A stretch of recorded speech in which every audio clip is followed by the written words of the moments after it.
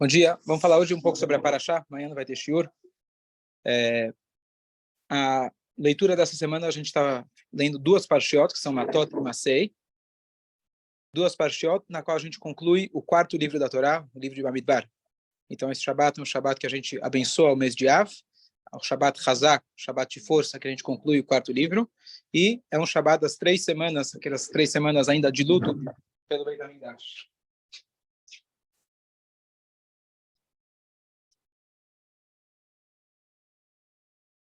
O primeiro assunto que a Parashá fala para a gente é sobre promessas. E o tema é um pouco específico, mas basicamente o que a Torá está dizendo é o seguinte: existem tipos de promessas que a pessoa que está fazendo a promessa não tem a autoridade, não tem o seu poder de fazer essa promessa. Por exemplo, uma filha pequena, teu filho, jovem, ele faz uma promessa. De quem é a responsabilidade? Do pai. Então, se você tem uma moça, por exemplo, ela vai lá e faz uma promessa, qualquer tipo de promessa. O pai, ele pode escutar aquela promessa, na hora que ele ficou sabendo, ele pode falar, bom, essa promessa está válida ou não está válida. A mesma coisa, a mulher casada, ela não pode fazer uma promessa que vai comprometer ela em algo que ela está, na verdade, subjugada a seu marido. Então, o marido, ele vai ouvir a promessa. Se ele confirmou a promessa, muito bem. Se ele não confirmou, então aquela promessa ela está anulada. E assim a Torá vai trazendo para a gente várias situações onde alguém faz uma promessa e, eventualmente, outra pessoa vai anular. Pergunta: por que alguém vai fazer qualquer tipo de promessa? Fala o Bli Neder, fala sem promessa, e está acabado. Por que alguém faria uma promessa?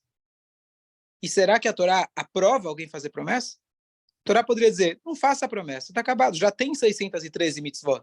Aquilo que você já é obrigado a fazer não precisa de promessa. Você prometendo que vai colocar tefilim ou não, você tem que colocar igual. Se você promete, não vou colocar tefilim, você tem que colocar o tefilim. Eu vou cumprir o Shabat. Você já tinha que cumprir o Shabat de qualquer jeito, a promessa não muda. Que tipos de promessas que são válidas? São aquelas promessas que a pessoa está falando sobre coisas que são permitidas. Eu não vou mais comer, por exemplo, eu não vou mais comer pão branco.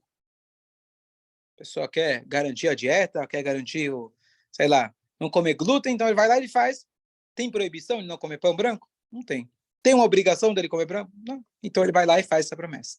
São esses tipos de promessas que a Torá está descrevendo. Se alguém fez, alguém não fez, se alguém pode anular, não pode anular. Pergunto a vocês, por que alguém faria esse tipo de promessa? Mas aquele rabino que eu fui lá... Eu já te expliquei. O rabino que vinha aqui no Brasil, que o Jaime faz Misheberach para ele toda segunda, quinta e Shabbat, a Moshe Mendrezel, rabino de Rebbe de Calef, ele vinha no Brasil, que tem a Refosh Lemar, ele vinha no Brasil anualmente, ou cada tanto, e ele era muito conhecido, e muita gente ia até ele pedir uma bênção, pedir alguma orientação, e ele intimava a pessoa. Você vai cumprir cachê a partir de hoje.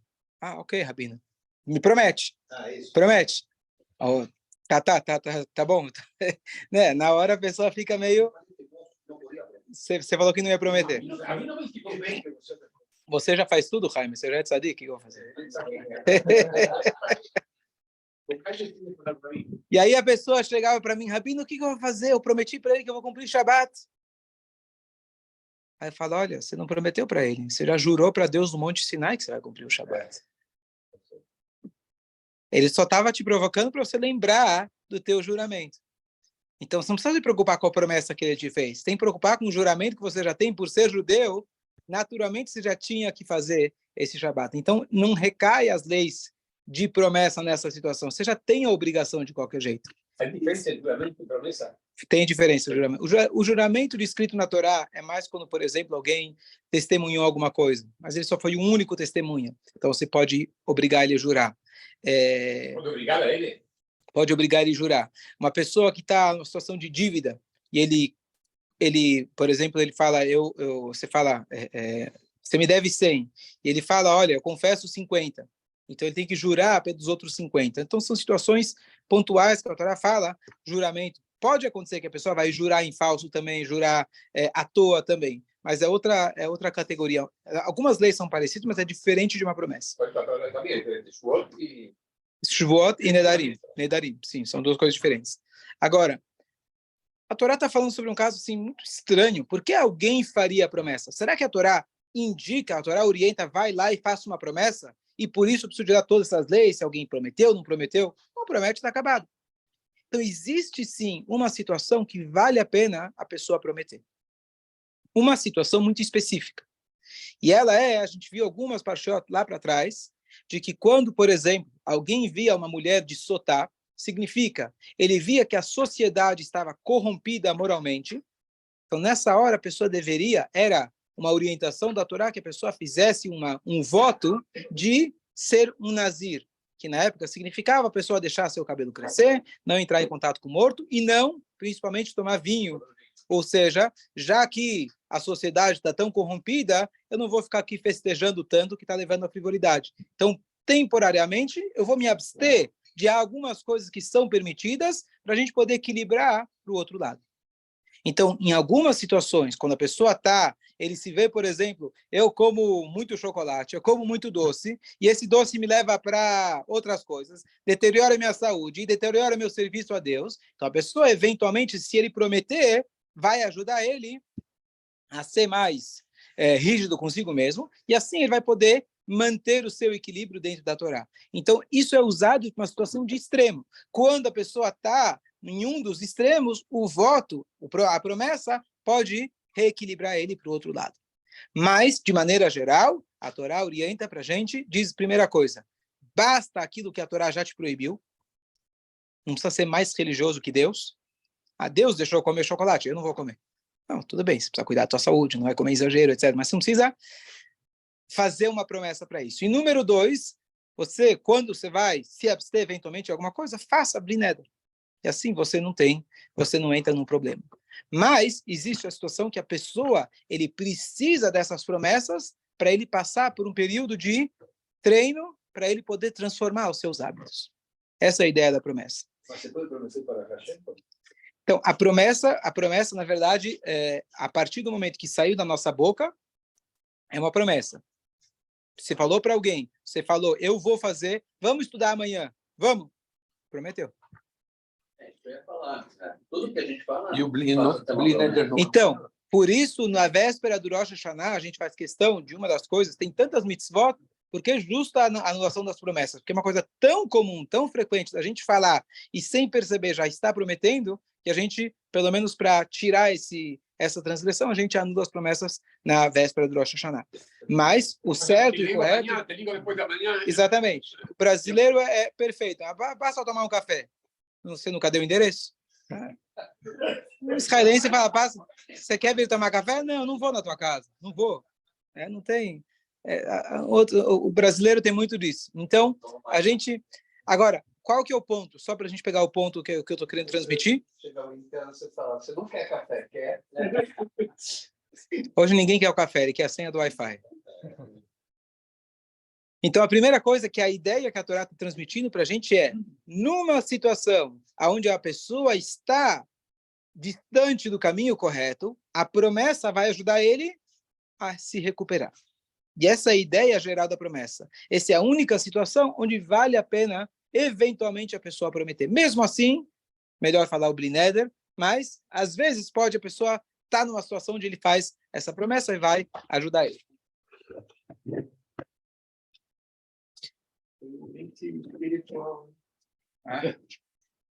Sim. Oi. Não precisa falar, eu prometo. Não precisa falar. Não, se você falar, eu vou, já é uma promessa.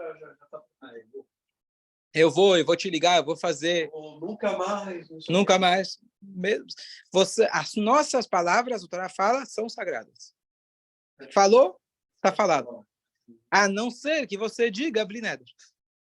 Agora, eu não entendi aquilo do Sotá. Quer dizer, ele viu a Sotá, não entendi. Todo aquele que vê a Sotá Bekil Kula, ou seja, uma mulher que foi exposta publicamente por uma suspeita de um adultério, sim, a pessoa que assistiu, que esteve presente, que a mitzvah era que fosse feita de forma pública, a Sotá era exposta publicamente, então você esteve lá, então você deve, orientação da Torá, não é uma obrigação, mas é uma orientação de você se abster do vinho, abster de cortar cabelo, fazer a promessa do Nazir, pelo menos por 30 dias.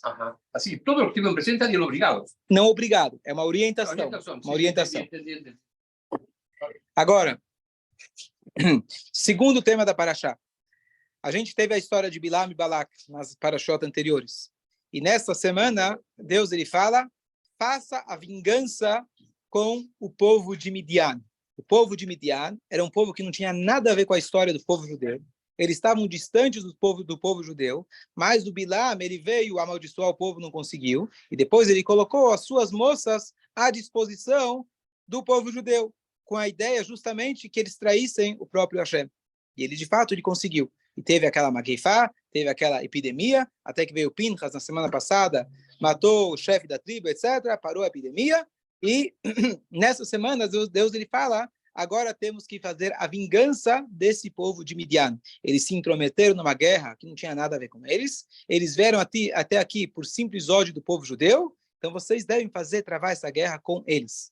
E nessa guerra o próprio Bilam participou, que nessa hora justamente ele veio até Balak cobrar o sucesso da ideia dele. Ele tinha dado essa ideia de promiscuidade com as filhas de Midian, etc. Então ele veio cobrar, e aí nessa hora Hashem ele fala para Moshe que ele tinha que travar essa guerra.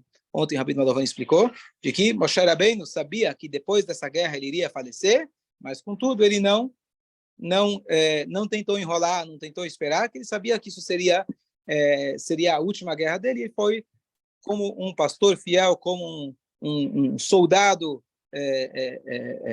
que faz as suas incumbências sem pensar duas vezes. Fala. Moshe veio a falecer com 120 anos. Exatamente 120 anos. Ou seja, quando ele recebeu essa tarefa... Estava próximo. Mas Deus falou para ele claramente, você vai fazer a guerra e depois você vai falecer. Claro, teoricamente, se ele não fizesse a guerra, estaria vivo ainda. Hã? O que é? Vai se juntar ao seu povo. Isso, se juntar ao seu povo, quer dizer que você vai falecer. E a Torá descreve para a gente essa guerra. E depois que eles fizeram a guerra, etc., aqui vem um tema interessante, que é o tema da cacherização de utensílios. Se alguém ele fala, até hoje, infelizmente, eu não comia kasher, etc., para eu poder agora introduzir o kasher, além de que eu preciso comprar os alimentos, os produtos kasher, eu devo também kasherizar as nossas louças, coisa que alguns fazem apenas na véspera de Pesach. Se alguém não tem uma louça específica para Pesach, a pessoa também pode eventualmente kasherizar. Então tem várias leis em relação a isso, e é nesse local que a Torá mostra para a gente que é 100% permitido kasherizar. Ou seja, às vezes alguém vai pensar, não, melhor comprar novo, está acabado. Verdade, é melhor, mas se você kasherizar da maneira correta, está 100%. Essa foi a orientação que Deus deu para todo o povo de Israel, quando eles pegaram dos despojos da guerra com Midian, eles pegaram todas essas louças e eles cacherizaram. Qual é a regra de cacherização? De maneira bem genérica, da maneira que o utensílio absorveu o alimento, essa é a maneira que ele espelha.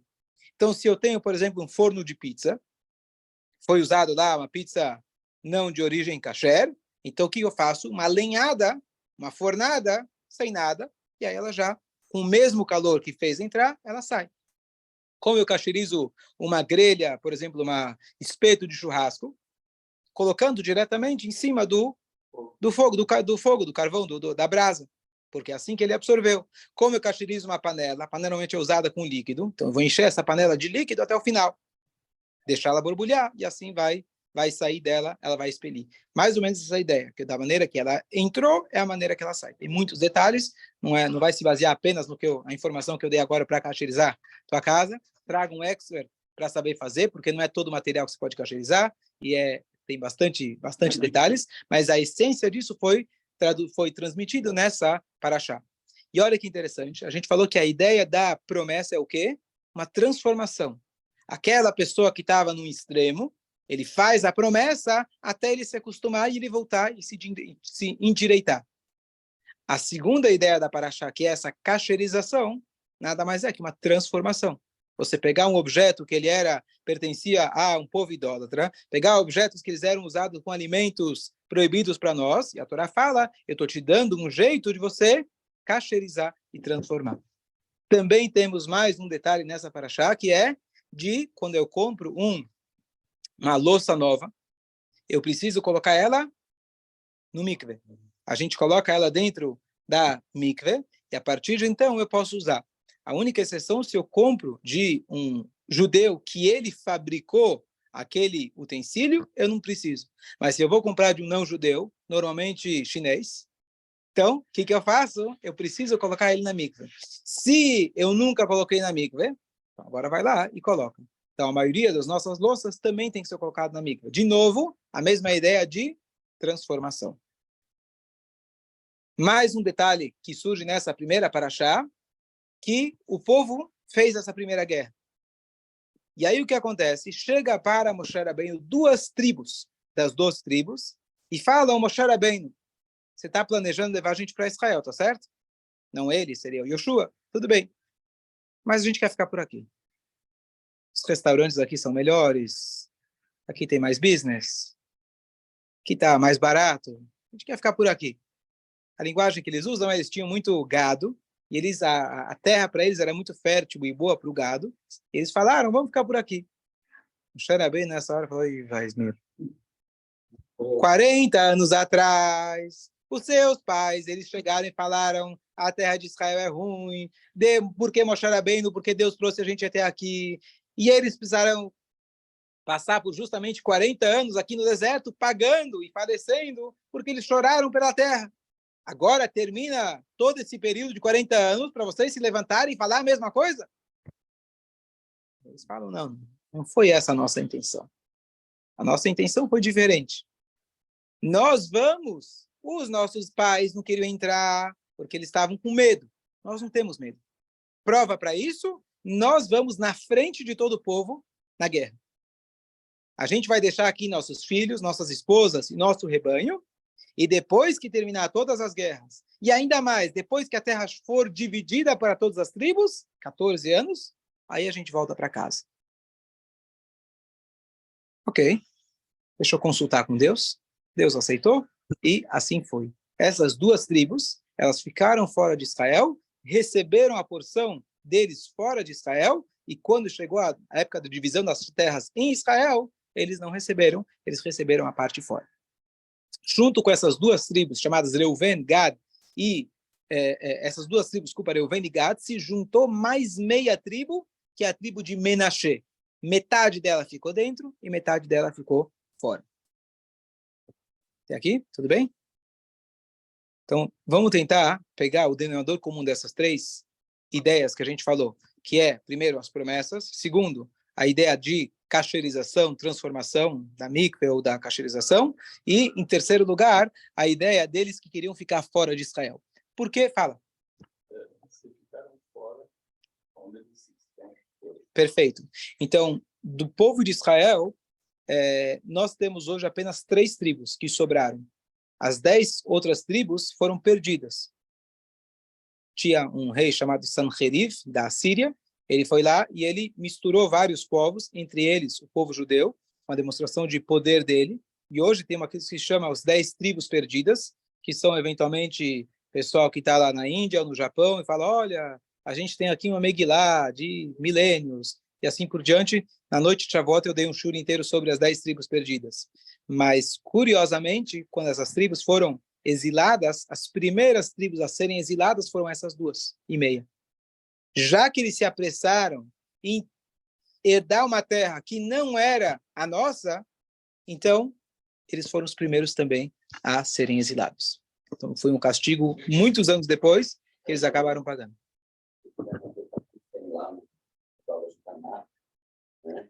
Entra no Spotify, a gente tem várias aulas de Tanakh, vale a pena. A gente está num ciclo muito legal. E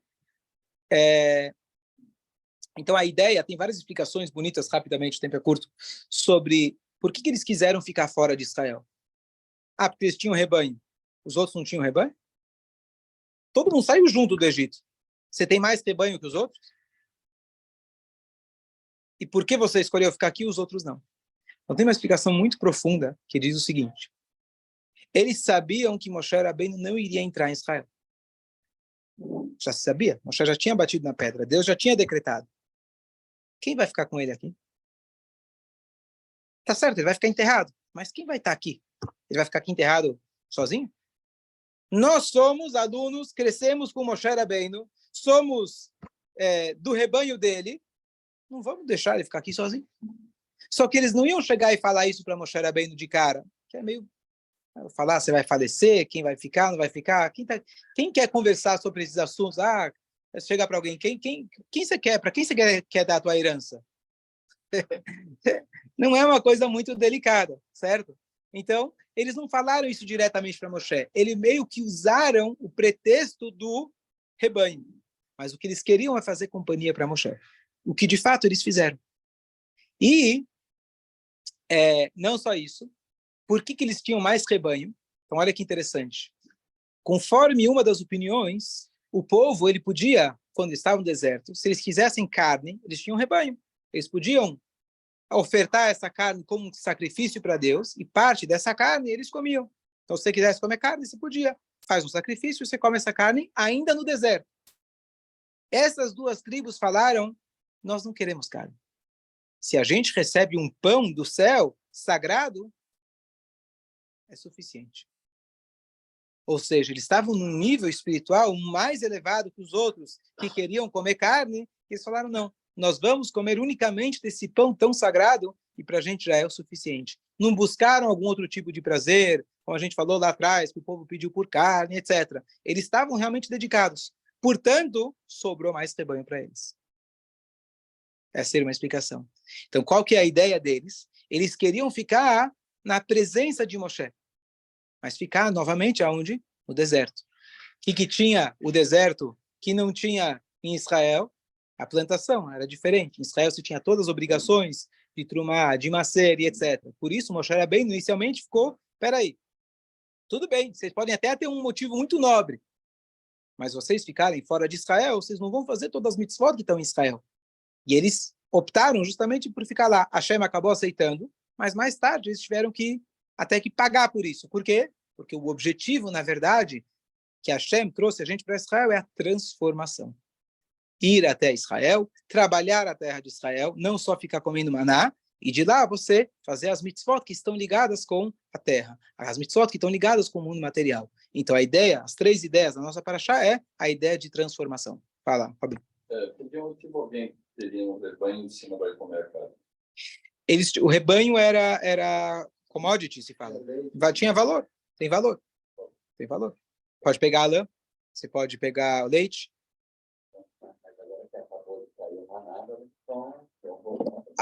Sim, entrando em Israel. Mas ao longo dos 40 anos, essas duas tribos se abstiveram de comer da carne.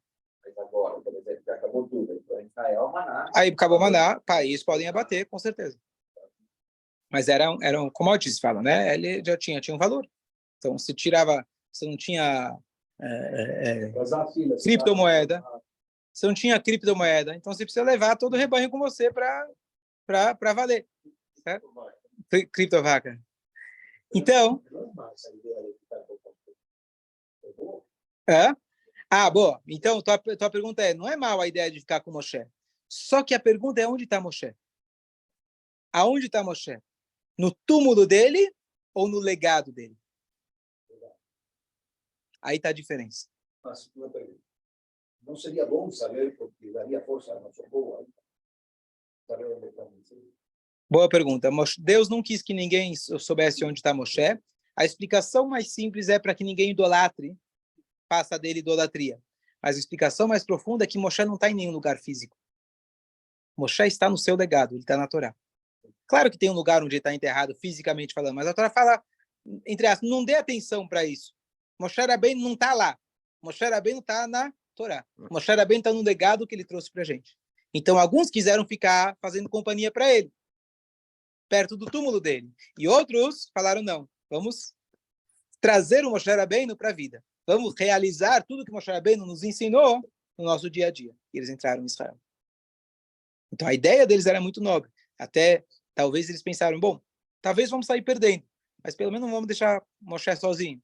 Quer dizer, não é que eles não acreditavam na causa de Moshe, mas eles abriram mão da causa pelo próprio Moshe. Só que eles não iam falar isso para Moshe, então eles usaram o pretexto do rebanho. Sim. Moisés não envelheceu nada.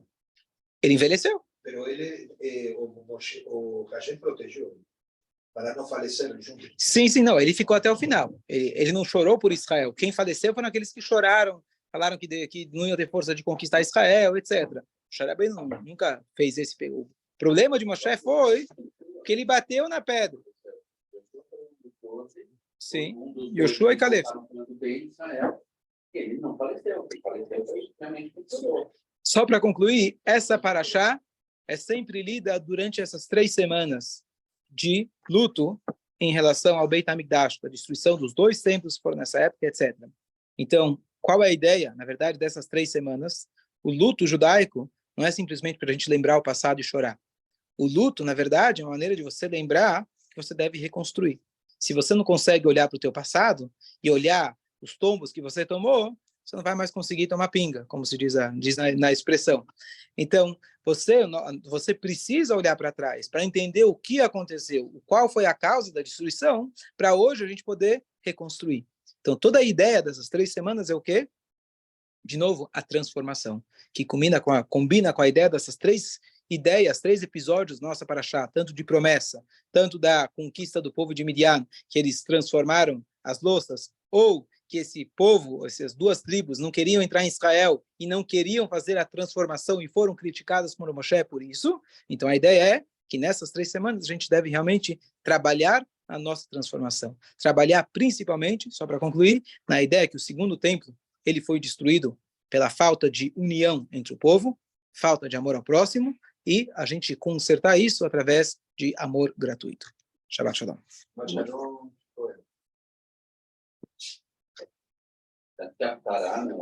Tchau, tchau. Tchau, tchau.